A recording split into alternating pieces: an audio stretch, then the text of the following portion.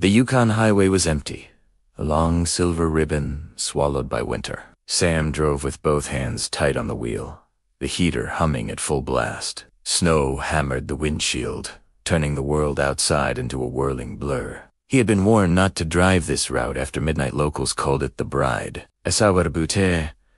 He needed to reach Whitehorse before dawn. At mile 204, his headlights caught something pale standing on the shoulder. A woman in a torn white wedding gown, veil frozen stiff against the wind.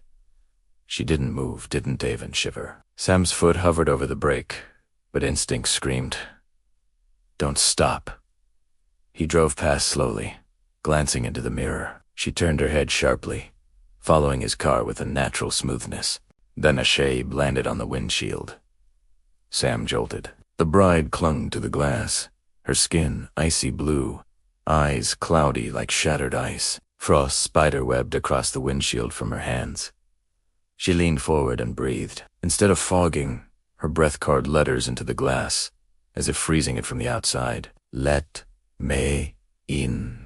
Sam panicked, twisting the heat dial to maximum. Warm air roared into the cabin. The windshield should have cleared, but the frost grew thicker. The temperature inside dropped fast, visible puffs escaping Sam's mouth. The bride's head twitched sideways. Another line appeared. "It's warm. In there."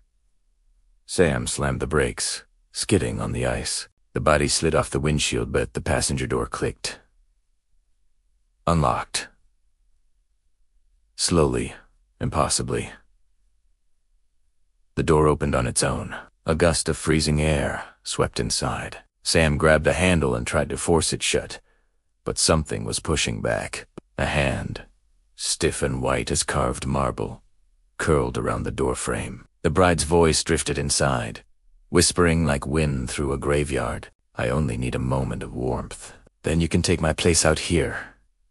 Sam lunged for the pedal, but his fingers were numb, burning with cold. The bride slid into the passenger seat, ice crackling as she moved. Snowflakes swirled around her body like a veil alive.